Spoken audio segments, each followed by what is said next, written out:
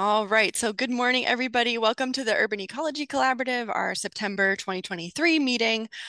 We are a group of groups focused in the New England and Mid-Atlantic regions mostly, but open to others in other regions. And we meet virtually on the third Wednesday of each month to talk about urban forestry and related topics. Our Google Groups forum is for sharing about upcoming events, research, jobs, and urban forestry related topics. And it's also where we announce our upcoming meetings. You can watch our meeting recordings on our YouTube channel, and we have a lot of different stuff on there, a lot of different speakers. But today's meeting is not a presentation. It's actually a roundtable where we're going to have a discussion among researchers and practitioners about a really important concept in urban forestry in pretty much every city across the world, which is that not only do urban trees and urban forests have tremendous values, they also have associated disservices. And there's some fantastic researchers who have been really focused on this in the past a decade or so, maybe more than that.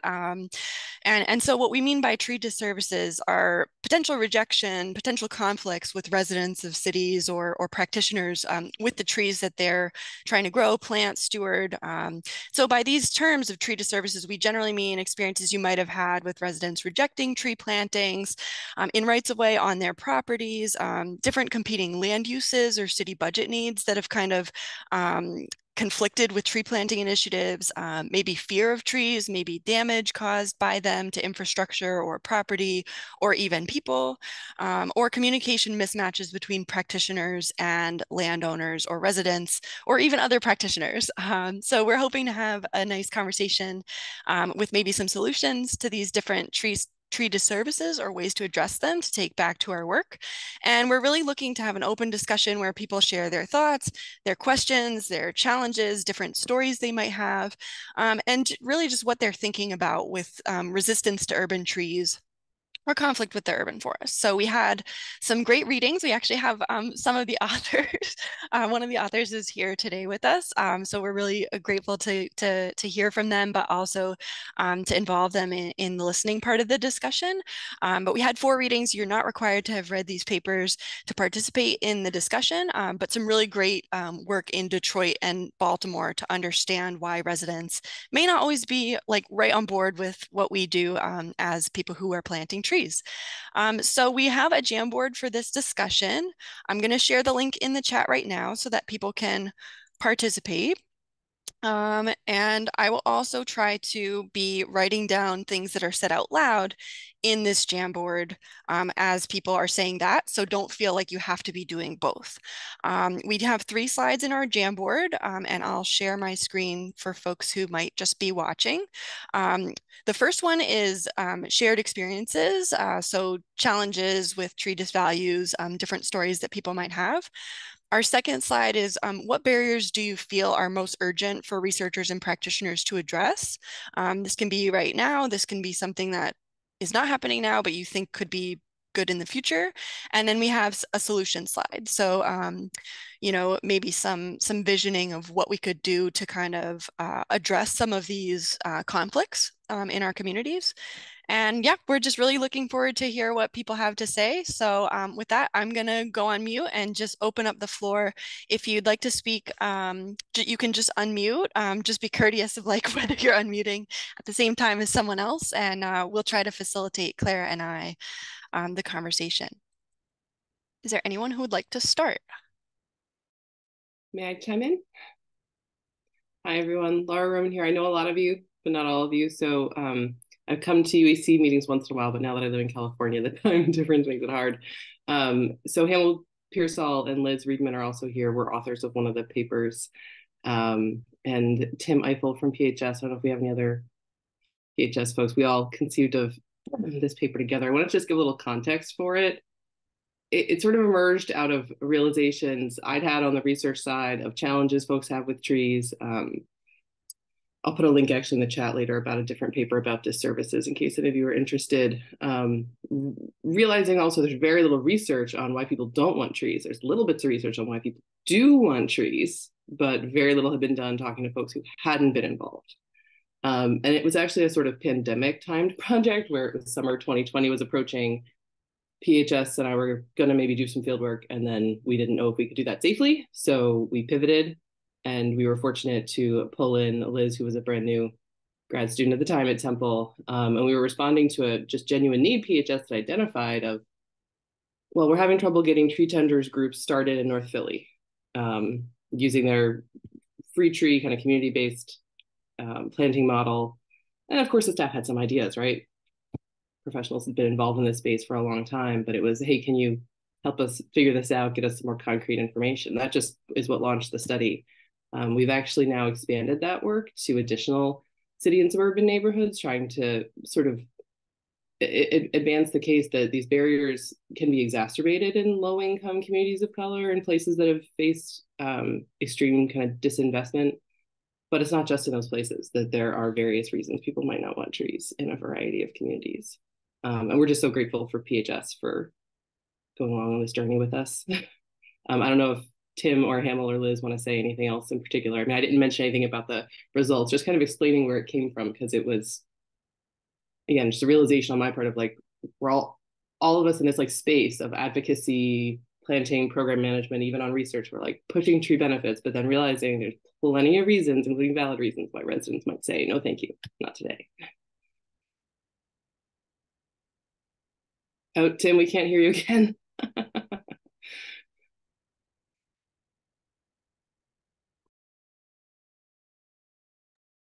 Try one more time. How about this?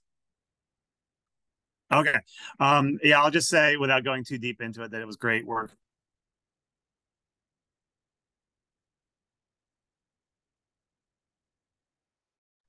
It started up, but then it cut out, like, just right as you start getting going, it cuts All out. right.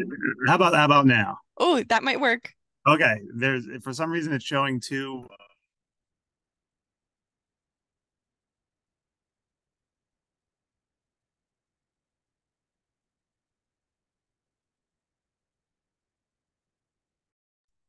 I guess your audio on your machine, Tim, has muted you, and it's just really not going to let you speak. We really want to hear from you, so I'm so sorry that this is happening.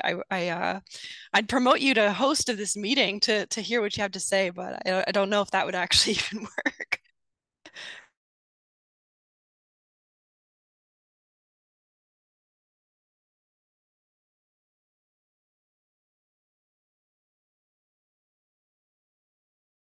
So Tim is saying he'll keep troubleshooting in the chat. Liz, I didn't know if you wanted to add anything at this point. We can also open it up to others, and anyone can feel free to unmute and join the conversation.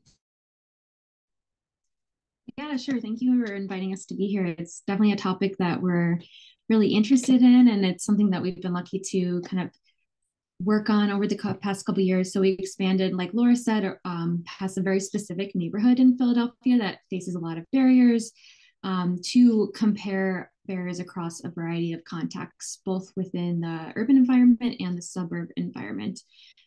Yeah, and we're really excited about this study we just recently completed, where we talked to both leaders who have been involved in these initiatives, but also residents who have never heard of tree planting. So we approached people on the street to kind of get, general opinions, ideas about people's reaction to trees, as well as reasons why or why not they might not want a tree. So yeah, it was really interesting to hear directly from people. I'm also very interested to hear from everyone here, like what barriers come to mind. But yeah, one of the interesting things we found is that actually a lot of people told us that they like trees, they want more trees, but they personally maybe not have the space or have the ability to plant a tree. And we did find that people living in high canopy neighborhoods actually higher said that they actually think they have enough trees, versus there is a need and desire for more trees in low canopy neighborhoods. So yeah, we can go into specifics later about some of the findings. We're also hoping to have a paper come out soon with some of those specifics. But yeah, we're interested to hear from all of you here today.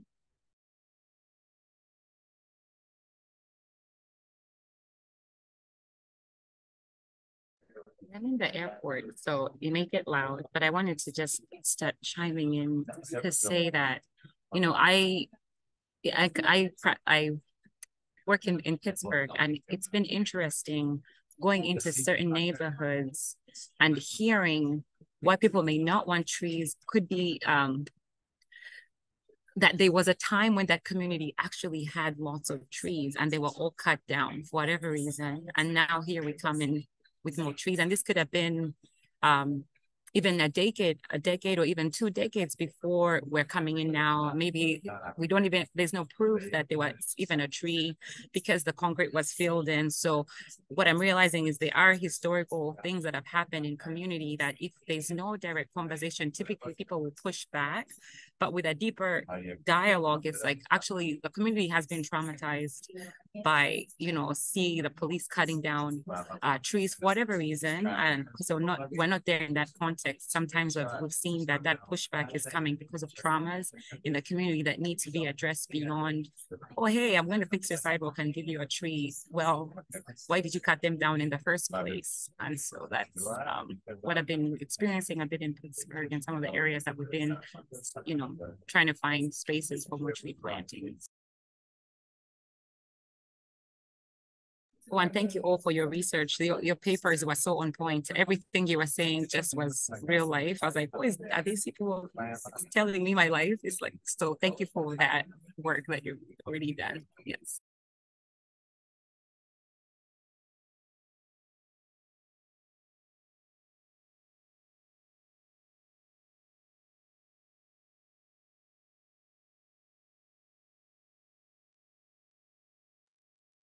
I was gonna Oh, go ahead, Alexis. appreciate it. I was just to your point, Claire, I was gonna say I was just having some recent conversations here in Detroit, Michigan, about similarly the kind of complexities that are involved with sort of these histories within neighborhoods, which do and don't have to do with trees in some cases. Some of its relationships with the larger city and municipal services, but just that at least in this city context, there haven't been a lot of opportunities to talk about those perspectives and kind of move forward in a productive way. And so we were the person I was speaking with, we were having kind of all kinds of brainstorming around what could that look like, and are they like community forums to talk through these issues, but just that but really highlighting that we haven't seen this space created to have these conversations, and where should that happen was kind of the question we were trying to get at.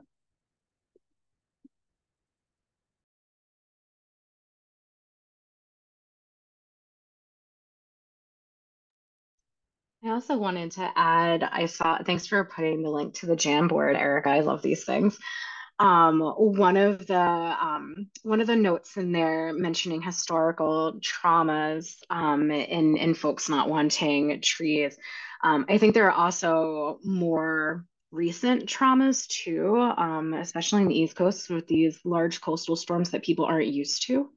So I remember after Sandy, when we were planting things in New York, I remember hearing from the planting foresters that there were residents that were full on terrified of another tree being planted in front of their home because there was like a 32-inch silver maple that fell on their car, and now they don't have the ability to get to work.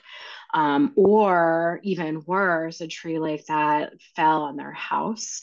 Or they knew someone that was injured. So, those things. And, at the time, you kind of chuckle a little bit in the back of your head as a planter, because you're like, oh, by the time that tree gets that big, like none of us are actually going to be here for that. But at the same time, it's a very real very real terror that people had gone through with these storms. So I think that's like another major reason why people would push back and say no. If I may, I wanted to chime in again. This is actually what got me interested in this topic, because I personally experienced it. And it was this ice storm in 2013 in Philly that hit some of the suburban areas really hard. And I was again, I now live in California, but I was in Cheltenham. And like growing up in Philly, I would always hear, oh, the northern and western suburbs got more snow. And then I lived in the northern and western suburbs, and oh my God, there was so much more snow and so much more ice. And it was this 100-year-old suburb, right? So if we talk about suburbs, sometimes they are the tiny little towns that are like mini versions of the main city. So my little town with its 90 to 100-year-old houses and overhead power lines, we lost power for 5 days.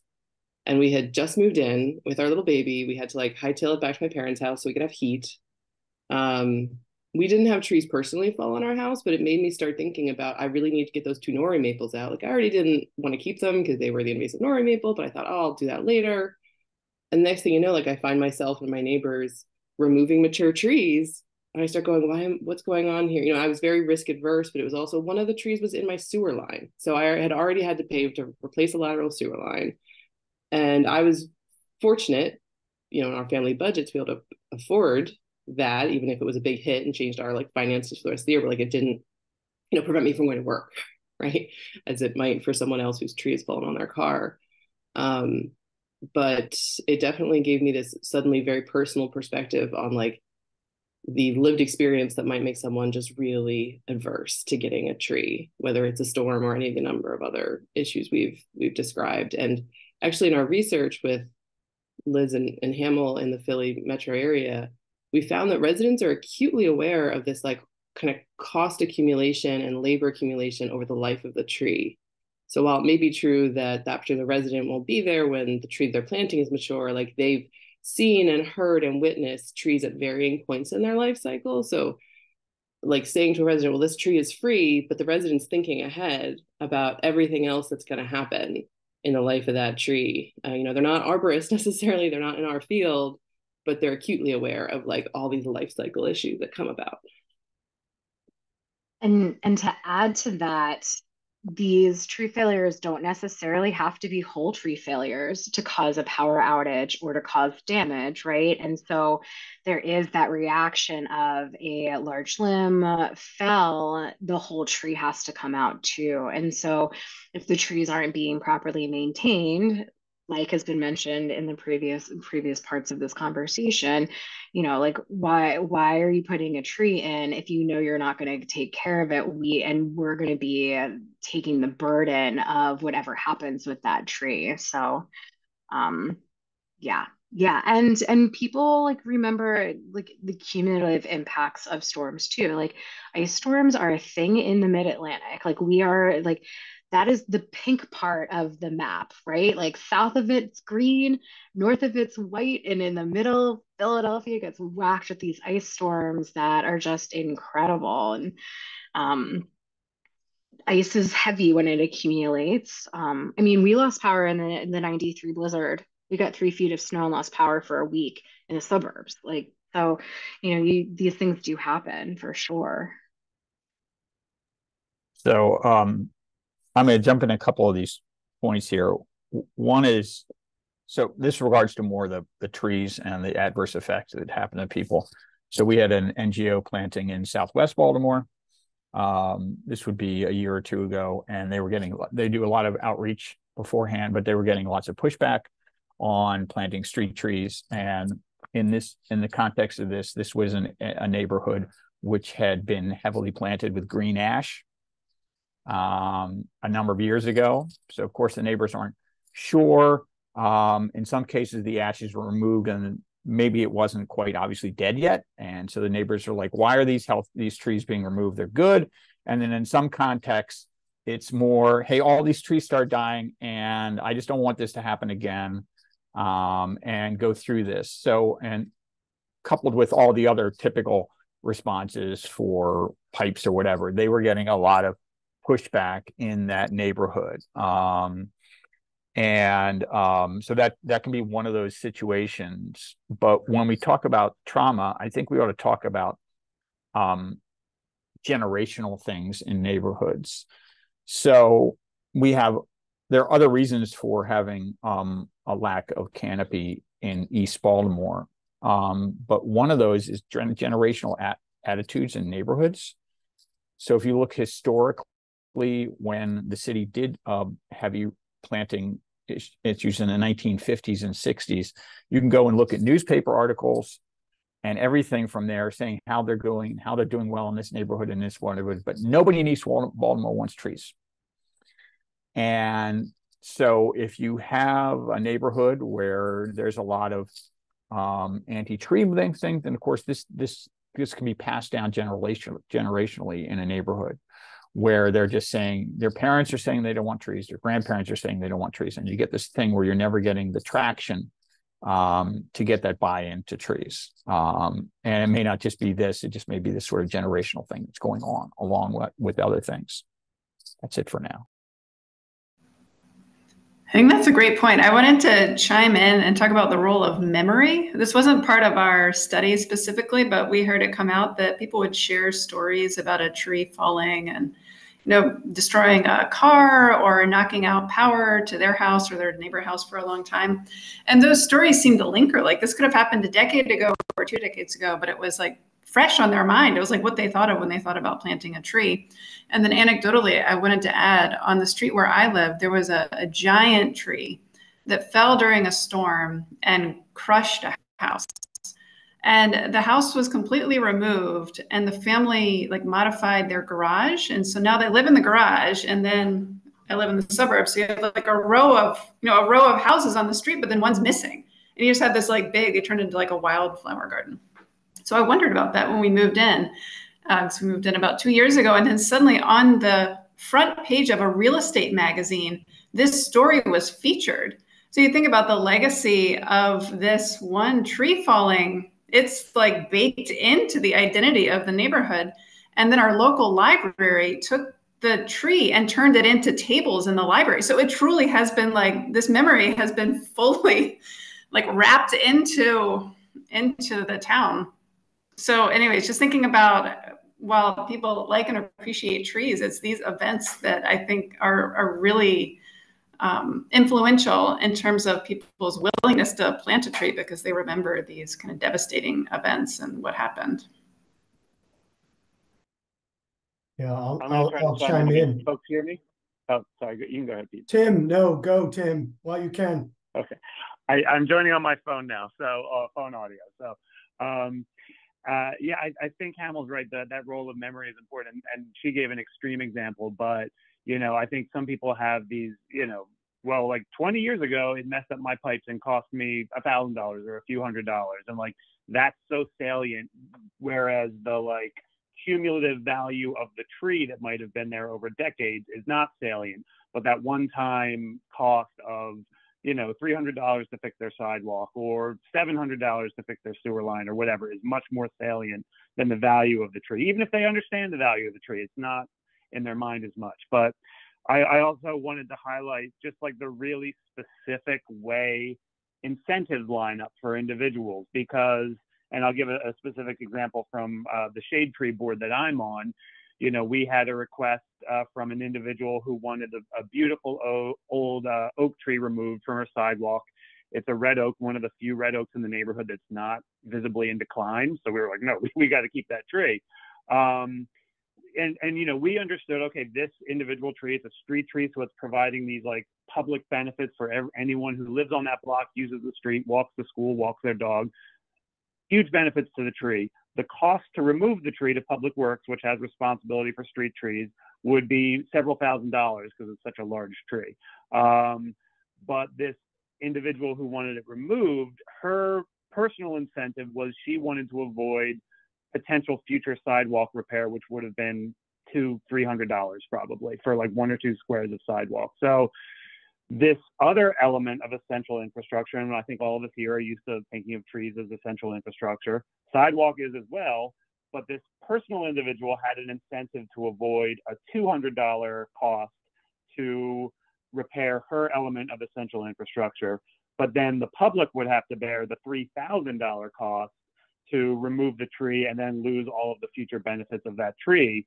So, if there was, I know there's a very small handful where of municipalities that take into account or that, will pay for the public benefit of sidewalk and trees. We're lucky that we pay for the trees, but then the personal incentives of the sidewalk repair just trump that for the whole neighborhood. And, in this case, we did keep the tree. But we were trying to like help the woman with her sidewalk and just like, nope, the budget's not there. We can't spend this $200 to avoid a potential, loss of this major benefit to the neighborhood. So it's, until we can line up those incentives, we're still going to be banging our head against these walls. So I'm curious as to the in this case the sidewalk responsibility, and there isn't a exception to that. So in Baltimore City, obviously residents are responsible for the maintenance of their sidewalks. However, if the sidewalk is being uplifted due to the city's actions, in this case the street tree, then the city pays the fight for the replacement of that sidewalk.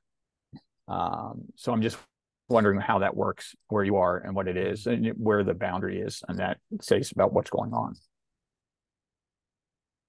I'll just chime in here in Lincoln, Nebraska. We're lucky enough to have city responsibility both for the tree care and sidewalk replacement with some budgets there. So we don't see that as much here.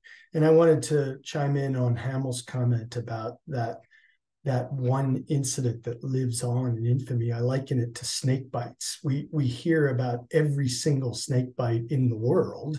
It's in the paper. People tend to magnify those events, and they do live on culturally, even as people's memories sort of change that from a distant experience to their own personal experience. That it always seems to happen to them. My reaction to some of the trauma, which is quite real in lots of these situations, cultural trauma from years of neglect to the very personal impact of a tree, comes from my experience in Galveston, Texas, after Hurricane Ike, where neighborhoods lost 95% or more of their trees, private and public. There was a pretty quick move to replant, and yet we did see resistance initially from some of these neighbors to install. But these neighborhoods type projects turned out to be very successful by capitalizing on the residents that did want trees, and that there are people in neighborhoods, that they are not monolithic, and that individuals end up, when they get that option, making the choice, and that impact translated downstream in time, where 2 and 3 years later, we had greater and greater acceptance of trees in those neighborhoods. So I would say for tree planting programs, there is a certain staying power that's required in a neighborhood to actually have an impact on attitudes. People see other success and they then want that success. So we may be flipping the script a little bit, but in a denuded neighborhood where there are 0 trees and frankly fairly low cost for replanting like Galveston, it was maybe an easier sell. Fascinating to me that the East Coast doesn't take care of your own sidewalks. It seems to be the trend, because in the Midwest, I don't know anywhere where you're required to take care of sidewalks. But regarding managing some of the disservices that trees have, there are a few organizations in Chicago who will actually go to residents and help them remove or prune problem trees that are on their private property. Oftentimes people are hesitant to plant trees if they know that they have this one that's in bad shape, and having that service out there that people can use has really increased uptake. I'm so interested in that, Lindsay. In Boston, we have kind of been involved in this tree alliance, sort of tree planting initiative. The mayor of Boston's wanting to do this, and also a lot of other organizations. And so we're trying to do this like cross collaboration for this Boston Tree Alliance. But so far the funding is for tree planting and maintenance of the trees planted in that program. And one of the things that I've just seen in different conversations is kind of like some residents coming and saying, well, I need these 6 trees pruned and I need this tree removed, and I don't want to plant another tree until someone comes and helps me do this. I mean, I've had some of these conversations with these landowners, but ultimately this funding is not for that. It's for trees that are associated with the planting program. So I'd be really interested to talk to those folks in Chicago and figure out how they kind of got to that point of like both the environmental nonprofits and like the city, like really understanding that there is an opportunity to like, someone mentioned Norway maple removals that they were putting off. Like we just had someone come in here the other day that wanted to do that. And I was getting really interested in Laura, kind of like your team and Tim and all of y'all's like line of thinking of like, that's valid. Because I've seen practitioners in the environmental nonprofit space be like, we would never remove a tree. Like, why would we remove a tree? And I practice as an arborist on the weekends. So it's kind of like, well, there's a lot of reasons to remove a tree, and they are valid. And some of those people that are like rejecting street trees and things like that, I actually am like, oh, you're pretty close to an arborist. Like you're actually thinking of the long-term growth of this tree, maybe more so than the tree planting initiative folks are at this moment in time. I think that's so interesting. So yeah, what is the group in Chicago? Is it the Chicago Tree Initiative, that whole regional thing? No, it's Imani Village. I'm just pulled up their webpage. And it's not like one of the core things that they do. I think it might have just been a project they had a grant for one summer, but I know it was pretty successful. Yeah, if you could put the link in the chat, I would love to check that out, Lindsay. Thanks for bringing that up. I wanted to just say about the Nori maple story I told about, like the house we used to have in Cheltenham, this little old suburban town just outside of Philly. So they were overhanging the sidewalk, but they were on our private side of the lawn, and there's not strong tree protection ordinances in that town, nor are there really in Philadelphia. So maybe if I was living in DC, I wouldn't have been allowed to remove those trees because of their much stronger rules. And I don't know how that plays out with residents being nervous, right? They might be like, well, I don't want to plant a tree because I'm nervous about what will happen later. Also, to further complicate things, when we talk about removals, so managing risk and deciding when removal is appropriate is a major part of the labor of arborists in the private sector, utility arborists, municipal arborists, and so on. The firm that removed our trees gave me and my neighbor a discount because we went in together. And so I've also wondered, like, what kind of interesting like economic forces are going on right after a storm to, in some ways, like pull on people's fear and get those trees out. Certainly in the interest of the firm to like get me and my neighbor doing it together because they could just shut down the one street, right? They didn't have to come multiple times for us. But I want to piggyback on, I forget if it was Pete maybe said, like there's a flipping of a narrative here where there could be good stories that start circulating. And I suspect that with all of you who like do planting programs, that's sometimes what happens, right? But there also can be siloed institutional like roles where if someone doesn't want a tree from PHS, it might be about something that has to do with what the city has done. And that's not to like blame the city at all, to be clear. Like the city's been drastically underfunded in Philadelphia, as Tim and I know all too well. But there might be like different roles and like getting those roles better in sync, or in some cases, doing a tree removal might make someone more willing to plant. In some cases, doing the tree maintenance on some mature trees and doing some structural pruning and showing that it's really happening might get someone more willing to plant. And just recognizing these things aren't actually isolated in the minds of residents who might not know the institutional structures we're all operating in. Showing that you care, huh?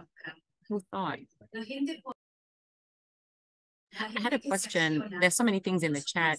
Erica, do you want to read some of that? Yeah, I mean, I can do that. The chat is, I'm trying to follow like all the different things and write what people are saying in different forms in the stickies. But I'm seeing like a lot of talk about like policy solutions and who maintains responsibility for sidewalks. I think that's super interesting, and I'll try to get that kind of into the sticky notes and export the chat after the meeting and make sure that it's synthesized well. I think it's really great to see some of the chat in there. Yeah, and then the streetscape right of way is complicated legally. I think Laura, what you're saying, like the interplay of like what economic forces and what kind of political forces are kind of happening. I'm really interested in that, and my curiosity has always been like, are we allowed to study that? Like, how do you study that? You have to get like IRB approval and all these different things, and like, would that even be something that like arborists would want to do? Like right now I'm the urban ecologist at Mass Audubon, so this is not related to trees except for in a couple of different ways. But I'm studying like rodenticides and like where people are with like banning certain chemicals, but then how rodents are still in the city and all these different things. And you really can't learn about that without partnering with pest management professionals. So like, where are the partnerships with the private arborists? And could we kind of analyze like, cost to remove the tree, cost to repair the sidewalks, like what are people paying? Like what have people paid in their neighborhoods, or what would they be able to or willing to pay for tree maintenance in their neighborhoods? And like have baselines for cities and say like, okay, well, in this neighborhood, people are willing to put in or able to put in this much for tree care, and this neighborhood doesn't have as much. So where can we put this funding or education to address that? But I don't know how you even study that or what the response rates for the surveys are. And then Clara, yeah, I see your question for areas where cities take responsibility for trees and sidewalks. Was this always the case, or was there a process to create that policy? That sounds like a question for a couple of people who've spoken. I don't know if anybody wants to answer that.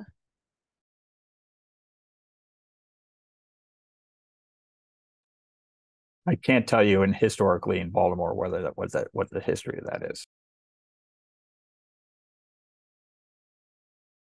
To me, it just seems to make sense, like like infrastructure right of way, like, okay, take care of this. But I think this is a whole mind shift of how do you turn trees into like critical infrastructure for actually the city. But I know this is not the first time such a conversation is coming up, but I'd be curious to see what that looked like and how that transitioned, or if the city always just took responsibility for it. I don't know what happened in the Mid-Atlantic and Northeastern states over time. I mean, I've looked into some of the history of it comes down to the history of sidewalks in some ways, and like the legal status of sidewalks and right of way. So I just know the situation is in like Philadelphia and its suburbs, but I can say in a very like California way, they do ballot initiatives all the time out here, right? So San Francisco put it on the ballot to make sidewalks the full responsibility of the municipality, and it passed. And so I don't know if that's even like a political option in a lot of the rest of the country, but it also might speak to, San Francisco's at a certain place right now, or at least when this passed, like financially, that other places might not be willing to take that on. But there's parallels, right? So like residents are responsible for their lateral sewer lines. Residents are responsible for shoveling and could be sued with trip and fall accidents. So like there's a whole associated set of responsibilities that are in that sidewalk right of way space. And I'll go with that it originated in Baltimore through the law department. I'm guessing that someone was arguing as a citizen that they may have been responsible for a trip and fall, and their legal argument at one point, the law department said that now, but if it hadn't been for the city doing this, I would not have had this issue. And that may have been what had precipitated the change in policy to do work on uplifted sidewalks. I wanted to chime in with some of the results. Oh, sorry. Somebody else go first. I'll add that was something we were thinking about with the Philly tree plan, our recently completed strategic urban forestry plan in Philly. I mentioned in the chat exploring the city paying for sidewalks, but one of the recommendations that did get in, and we were reluctant to add a lot of recommendations for like other departments that weren't directly involved, other city departments that weren't directly involved in the plan, but we really pushed for the streets department to add a sidewalk coordinator. And the streets department does not deal with street trees at all, but we really felt that coordinating that sidewalk repair and supporting residents for that, and collaborating with the arborists and the Parks and Rec would really make a big difference in kind of making the system more cohesive, even if the city wasn't putting up the money for the actual repair yet. In the old days, City of San Diego tree department managed all sidewalk repairs. They even had a stamp in the concrete that said city forestry. So that was, I think that's been done away with now, but that was a really interesting insight into what their issue was. They were losing so many big trees due to sidewalk repairs, cutting roots, that they took over the responsibility. It's so interesting. I want to follow up a little bit on what Tim said, which is like something I'm seeing in Boston is that we have in our streets cabinet a green infrastructure director now, Kate England. She's fantastic. And she's been doing like rain gardens at schools and like all these different things across departments. So just shout out to Kate if she watches this. She's doing a great job, like kind of going like intersectionally between the different departments of the city, but also the nonprofits. So yeah, looking forward to solutions like that, and I'll try to add that um, responsibility to the solutions tab on our Jamboard here. I wanted to just mention a little bit about something Jillian from NYC Parks put in the chat, like and the opt-in, opt-out conversation that's kind of been happening in the chat as well, is like, can residents like say yes or no to tree planting? Do you have to ask someone before you plant a tree in front of their house, like especially if you're the city? It's an interesting another part of the discussion that's interesting. And Jillian mentioned illegal tree damage, which kills the tree. We also had that in Boston on state-owned land. We have parkways where street tree plantings do happen, and there's historic like lines of trees in these parkways. And we had someone like take machete to them. And this was reminding me of a call I was on last night. Again, not related to trees strictly, but it was about coyote in urban environments and how to coexist with them. And the biggest interaction that and problem that people have with coyotes is if there's any bites, it's from people feeding them. So people are actually feeding coyotes on purpose in Massachusetts, quite a bit, and that is the main problem for mass wildlife. So like when we plant trees, are people damaging them? And I thought of this with the sidewalks with you know, whoever's plowing it, if they're hitting young trees, they're rendering that whole effort of tree planting pretty moot. And I've seen that on some of the streets in our city. So just calling out a couple of different things from the chat. And I know we only have 15 minutes left. That's not enough. Can we talk all day? I just wanted to maybe ask if people want to talk about like what barriers in your city do feel the most urgent for researchers and practitioners to address, of kind of some of the things we've talked about, maybe things that haven't come up yet. Like what feels like it needs the most or the quickest solution for you in your city. And I'll just say that in Boston, I feel like this tree alliance is a great thing because most of our tree canopy is on private property, and the biggest losses that we've seen in the past 5 years, and that was from 2019, so it's more than 5 years now, but the biggest losses that we saw were on residential land use types, on privately owned property. So the sidewalks, the streets, the city has really kind of invested in that right now, and they've kind of hired new staff and they're going to be taking that on. But did folks want to talk about, I mean, for me, the barrier that feels most urgent is kind of a lack of connectivity between the private land and the public land in terms of best management practices for the urban tree canopy. I think one question I have, and it's brought up a little bit before, is what is the best thing to do months and years before you show up with a tree, right? I know Alexis and I are working on that at American Forest with our Detroit Tree Equity Partnership to address some of those things that Dr. Carlisle brought up in her article right now. But I don't always have time. I don't always have capacity or ability to help local tree planting organizations, community organizations out to understand what they're doing and then help them and then do what we need to do. So those are my thoughts.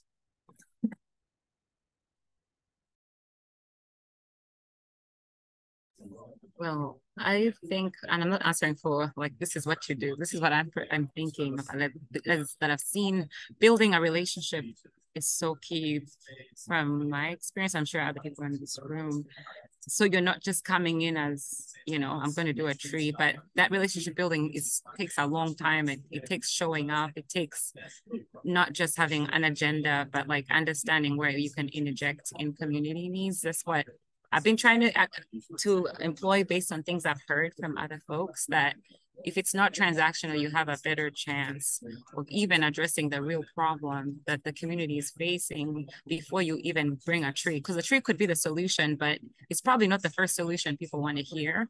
Maybe they just want an event for 6 months and just have a coffee and continue to build that relationship, knowing that, you know, this is for the sake of opening the door for future work to do. So. Yeah, one thing I want to note too, as you know, my former experience with working for city governments and things like that, and lots of folks that have that background or have done that are on this call, is that I would love to have 5 hours to spend to talk to people, but in reality, I don't, right? I have to get my work done and I have to give you my card because the tree planting crew just left without me. And I'm really, really sorry. And I really would love to, you know, so not, and then not necessarily just like, and I agree with you, Clara, having conversations and building relationships and things like that. But also we talked about infrastructure. So I guess, you know, do we go in and create those policies, like a mixture of things to have people have better environments first and healthier connections, and then kind of come in with that stuff? Or can we do it at the same time? That's more of like what I meant to.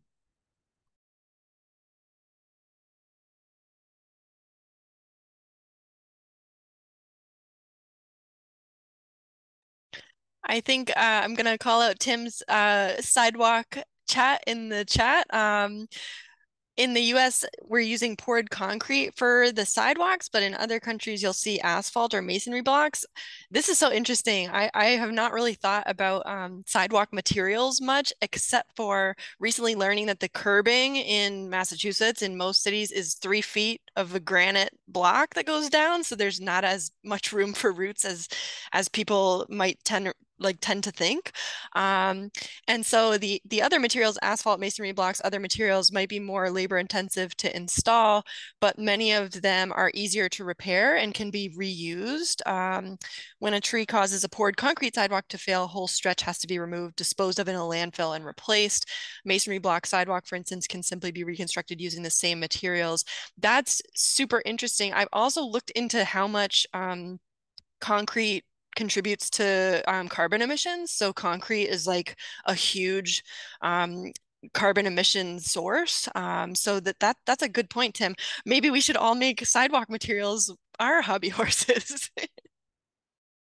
I didn't want to. I put it in the chat because like I could talk about like sidewalks all day long, and I don't want to dominate the conversation, but I do spend a lot of time thinking about it. And even if you don't do concrete, then substrate on things is a really important thing to reduce root encroachment. If you can get that through whoever department is doing pouring the sidewalks in the first place or replacing it, you're getting a good substrate on there that's going to.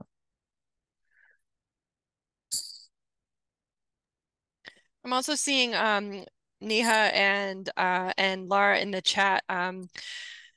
Is talking about wishing for planting grants and urban forestry grants to allow more money for deep community engagement. I think, I don't know, Lara, if you want to say more about that. I think I'm seeing that in a lot of the grants that are coming out now, like the Inflation Reduction Act and some of these workforce development programs like Power Corps Boston. I know Philly has a Power Corps, and LA Tree Corps, things like that. And that's kind of where some of the community engagement is being routed in what I'm seeing. So do you want to say more about your wishes for that? That would be cool to hear. I'll say something. I don't know if Neha wants to chime in too, but certainly there's a little bit of movement in this direction towards paying for maintenance, not just of the little trees, but maintenance of the existing large trees, and towards community engagement. But I unfortunately think that like we as a society, not just as like people involved in a urban forestry kind of movement, the metric of success still is often how many trees got in the ground. And I just fundamentally think that's the wrong metric. Like all this stuff around trust and relationships is squishy, but it's every bit as important and sometimes more important. I wish you could just all clap right now. I definitely feel that, Lara. Like a lot of it is like, well, what's the metric and how are we going to show that we changed this number in this census block group.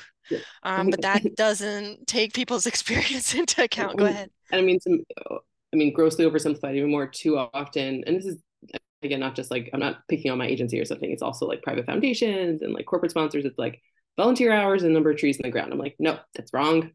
Wrong, wrong, wrong, wrong, wrong. Those are not the things we want, actually. We want careers, we want engagement, but those are not as like easy to quantify in some way. So yeah, I think it's like flipping around the whole script around what does success mean? Yeah, yeah, I totally agree. And something that I just said, those workforce development programs, something I've been thinking a lot about as like somebody like working in multiple different spheres is like who's hiring those folks after they get out of the 6-month program with these urban forestry skills to help these municipalities? Is it private arborists? If it's not, and if it is actually community engagement, like do they have a full-time role after that that's going to actually allow them to have a successful career? Or are these workforce development programs teaching people arborist skills? In that case, like we need to have relationships with the private companies, and we need to know like who is doing tree preservation arboriculture, who is doing production arboriculture, and what is their relationship like with the private landowners, people who are hiring them. Go ahead, Jillian. Hi, everyone. I am in communications for NYC Parks. I wish I had time for more community engagement, but we receive so much correspondence and communications that there's absolutely no time. But one training that I found to be really effective for our foresters, and this is in collaboration with our with New York City's Center for Conflict Resolution. We've provided like nonviolent communication and conflict resolution training for our foresters and some of our other staff members that have not been trained in navigating conflicts with constituents. Rightfully so, they're just like getting out of forestry school. And it's been a really like confusing moment, I think, in a lot of these careers. So we found that to be successful in making constituents feel heard, and at the very least, like elevating and building trust with the city and constituents, which is completely lost in New York. So it's to be really cool.